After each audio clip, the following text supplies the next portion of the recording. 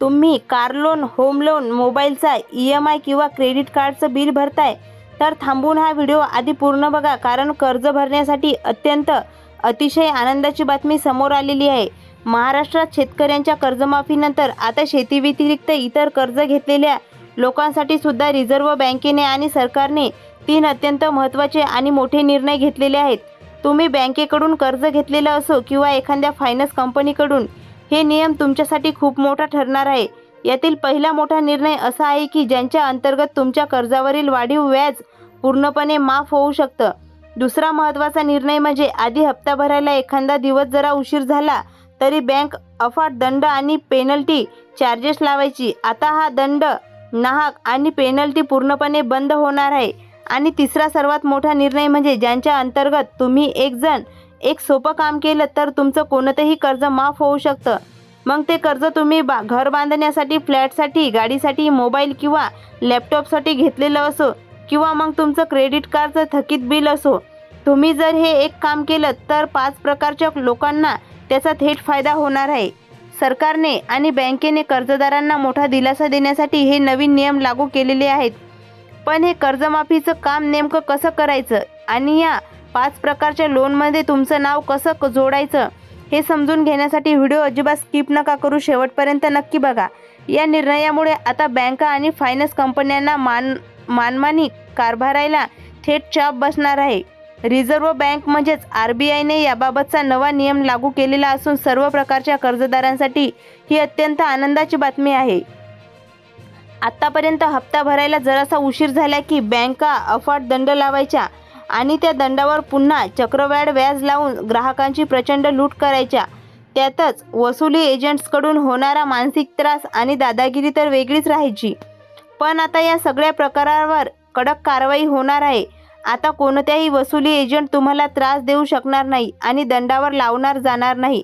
आजही व्याजाची पूर्णपणे रद्द होणार आहे. पण एक गोष्ट लक्षात ठेवा, या सगळ्या गोष्टी तुम्हाला आपोआप मिळणार नाहीत. तुमचे हप्ते आणि व्याज कमी होऊ शकतं, पण त्यासाठी तुम्हाला एक अत्यंत महत्त्वाचं काम करावं लागणार आहे. जर तुम्ही ते काम केलं नाही तरच इतरांचे पैसे वाचतील आणि तुम्ही जर ते काम लवकरात लवकर केलं तर चांगलं होईल आणि तुमचं कर्ज मात्र जसं आहे तसंच चालू राहील. त्यामुळे या सवलतीचा फायदा मिळवण्यासाठी तुम्हाला नेमकं कोणतं काम करायचं आहे हेच आता आपण बघणार आहोत. हा व्हिडिओमध्ये आपण पहिला निर्णय काय आहे आणि दुसरा निर्णय काय आहे आणि तिसऱ्या निर्णयात सरकारने काय म्हटलेलं आहे हे सगळं पुराव्यासहित जाणून घेणार आहोत. इतकंच नाही तर तुमचं कर्ज 0 रुपये करण्यासाठी, अफाट दंड वाचवण्यासाठी आणि कर्जाचे हप्ते कमी करण्यासाठी तुम्हाला शेवटची खास टिप्ससुद्धा मिळेल. त्यामुळे अजिबात वेळ न वाया घालवता आपण मुद्द्यावर येऊया. सगळ्यात आधी आपण पहिला निर्णय काय आहे ते बघूयात. त्यानंतर दुसरा आणि तिसरा निर्णय सविस्तरपणे समजून घेऊ.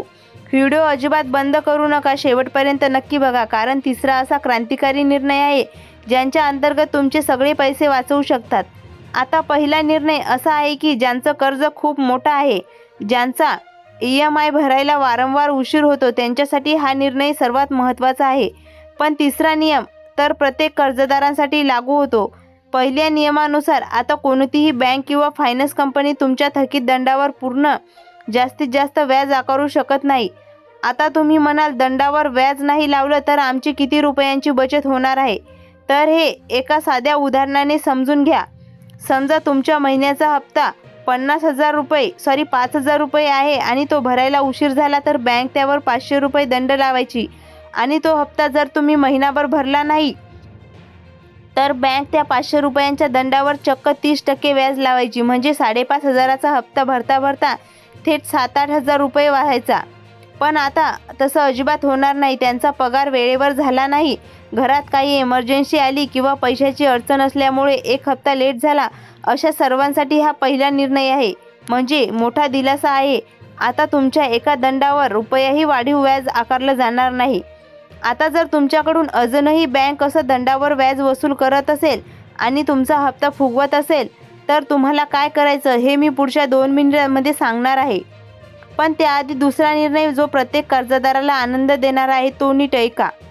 आता बऱ्याच वेळा काय होतं, परिस्थिती अचानक बिघडल्यामुळे पहिला हप्ता थकतो, मग दुसरा आणि बघता बघता 4 ते 5-6 महिन्याचे हप्ते थकतात. अशा वेळेस डायरेक्ट कर्ज शून्य कसं करायचं हा आपला शेवटचा आणि तिसरा निर्णय आहे. पण त्याआधी दुसरा निर्णय नीट समजून घ्या. जेव्हा हप्ता भरायला उशीर होतो तेव्हा बँका अफाट दंड लावून कर्जाची आणखी वाढवतात. यातच रिकव्हरी एजंटचे फोन, धमक्या आणि कोर्ट केस करणाऱ्या धमक्या सुरू होतात. जर तुम्हाला वसुली एजंट सारखे फोन येत असतील किंवा धमक्या दिल्या जात असतील तर रिझर्व्ह बँक आणि कोर्टाचा हा नियम लक्षपूर्वक ऐका. बँकेकडून किंवा एजंटकडून असा एक जरी फोन आला आणि तुम्ही त्यांना RBI असा नियम सांगितला तर तुमचे 1-2 हप्ते लेट असले तरी तुम्हाला अजिबात टेन्शन घ्यायची गरज पडणार नाही. पण या सगळ्यामध्ये तुम्ही ज्याची आतुरतेने वाट पाहता तो तिसरा निर्णय म्हणजे पूर्ण कर्जमाफी आणि थेट कर्ज शून्य करणं. आयुष्यभराचं टेन्शन मिटवणारा तो तिसरा निर्णय नेमका काय आहे हेच आता आपण बघूयात. आता दुसरा नियम लक्षपूर्वक ऐका. वसुली एजंटबाबत कोर्टाचा आणि RBIचा अतिशय कडक नियम आहे. सकाळी 9 वाजेच्या आधी, संध्याकाळी 6 वाजल्याच्या नंतर जर तुम्हाला वसुली एजंटचा फोन आला तर तो उचलण्याची अजिबात गरज नाही. उलट त्यांच्यावर कायदेशीर कारवाई होऊ शकते. जर त्यांनी घरी येऊन त्रास दिला किंवा शिवीगाळ केली तर तुम्ही त्यांच्यावर थेट पोलिसात गुन्हा दाखल करू शकता. हा नियम तुम्ही फोनवर सांगताच एजंट लगेच शांत होतील. आता पहिले 2 निर्णय आपण पाहिलेले आहेत. आता वळूया सर्वात महत्त्वाच्या आणि तिसऱ्या निर्णयाकडे, म्हणजेच कर्ज पूर्णपणे शून्य किंवा अर्ध्यापेक्षा कमी कसं करायचं. मग तुमचं कर्ज मोबाईलवरचं असो, गाडीचं असो, फ्लॅटचं असो की जमिनीचं कर्ज शून्य करण्याची एक कायदेशीर पद्धत आहे. जेव्हा नोकरी सुटल्याने किंवा मोठ्या आजारपणामुळे तुमचे सलग 3 महिने हप्ते थकतात तेव्हा बँक ते खातं NPA म्हणजेच बुडीत खातं घोषित करते. बँकांना त्याचा बॅलन्स शीट खराब झालेली अजिबात परवडत नाही. म्हणूनच RBIच्या नियमानुसार तुम्हाला वन टाईम सेटलमेंट म्हणजेच OTSचा कायदेशीर पर्याय मिळतो. तुम्ही बँकेत जाऊन तुमची खरी आर्थिक अडचण सांगून OTSचा अर्ज दिला तर बँका सर्व व्याज आणि दंड रद्द करते आणि यामुळे रकमेचा 20 ते 25,000 रुपये टक्के रकमेत तुमचं कर्ज पूर्णपणे नील करून टाकते. आता अनेकांना वाटतं यामुळे आमच्या सिबिल स्कोअर खराब होईल का? तर उत्तर आहे होय का नाही. काळासाठी खराब होतो, पण त्यावरही एक सोपा फॉर्म्युला आहे. कर्ज सेटल करून बँकेकडे आवर्जून घ्या. क्रेडिट कार्ड किंवा कर्ज सेटल केल्यानंतर सिबिल स्कोअर सुद्धा करायचा आहे.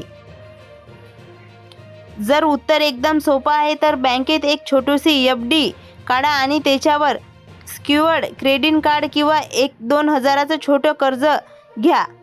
त्याचे हप्ते वेळेवर भरले की अवघ्या 3 ते 6 महिन्यात घरबसल्या सिबिल स्कोअर पुन्हा 750च्या वर पोहोचतो. पण लक्षात ठेवा, हा फायदा तुम्ही घरी बसून आपोआप मिळणार नाही. त्यासाठी तातडीने तुमच्या बँकेत होम ब्रँचमध्ये आणि मॅनेजरला RBIच्या सर्क्युलरच्या नुसार वन टाईम सेटलमेंट किंवा दंडात्मक व्याज रद्द करण्याचा अर्ज ह्यासोबत तुमची नोकरी सुटल्याचा दाखला किंवा आजारपणाचे मेडिकल रिपोर्ट्स नक्की जोडा. असा लेखी अर्ज दाखल करताना बँकेला तुमच्या कर्जाचा फेरविचार करावा लागतो. मित्रांनो, RBIचे हे नियम कागदावर जितके सोपे वाटतात तितके प्रत्यक्षात जाऊन अंमलात आणणं थोडं आव्हानात्मक असू शकतं. म्हणूनच या त्रासातून सुटका मिळण्यासाठी या 3 प्रत्यक्ष स्टेप नक्की वापरा. पहिली स्टेप, जर तुम्ही बँक किंवा वसुली एजंटकडून आवाजवीचे दंडाने फोन येत असतील किंवा धमक्या दिल्या जात असतील तर ते सर्वात आधी फोन कॉलचं रेकॉर्डिंग सुरू करा.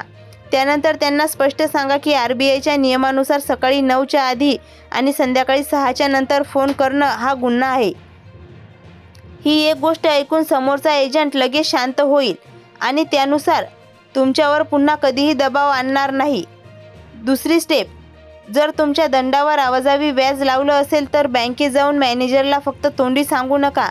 RBIच्या नियमांचा संदर्भ देऊन एक लिखित अर्ज घ्या. अर्जात स्पष्ट लिहा, मी मुद्दल आणि मूळ व्याज भरायला तयार आहे, पण दंडावर लावलेलं बेकायदेशीर व्याज रद्द करण्यात यावं. जेव्हा तुम्ही असा लिखित अर्ज देता तेव्हा बँक नकार देऊ शकत नाही आणि त्यांना व्याज माफ करावंच लागतं. तिसरी आणि सर्वात महत्त्वाची स्टेप, जर तुमचं कर्ज खूप वाढलेलं असेल आणि ते भरणं आता अशक्य नसेल तर बँकेकडे स्वतःहून वन टाईम सेटलमेंट OTSची मागणी करा. बँकेला सांगा की तुमची परिस्थिती बिघडली आणि तुम्ही सलग हप्ते भरू शकत नाही. बँक स्वतःहून कधीही OTSचा पर्याय सुचवत नाही. पण तुम्ही अर्ज केला तर बँक सर्व व्याज आणि दंड माफ करून मूळ रकमेचा फक्त 20 ते 30% कर्ज नील करू शकते. या 3 स्टेप जर तुम्ही फॉलो केल्या तर तुमच्या डोक्यावरचा कर्जाचा मोठा डोंगर नक्कीच हलका होईल. आता मला खाली कमेंट करून नक्की सांगा, तुम्ही सध्या कोणत्या बँकेचं किंवा फायनान्स कंपनीचं कर्ज घेतलेलं आहे का? आणि हप्ता भरताना तुम्हाला नेमकी काय अडचण येते? तुमची अडचण कमेंटमध्ये लिहा. मी वैयक्तिकरित्या प्रत्येक कमेंट वाचून तुम्हाला योग्य मार्ग सुचवण्याचा प्रयत्न करेन. हा व्हिडिओ कर्जाच्या समस्येत अडकलेल्या तुमच्या मित्रांना नक्की शेअर करा. आणि तुम्ही जर आपल्या OMT इन्फॉर्मेशन टेक चॅनलवर नवीन आला असाल तर चॅनलला आता सबस्क्राईब करायला विसरू नका.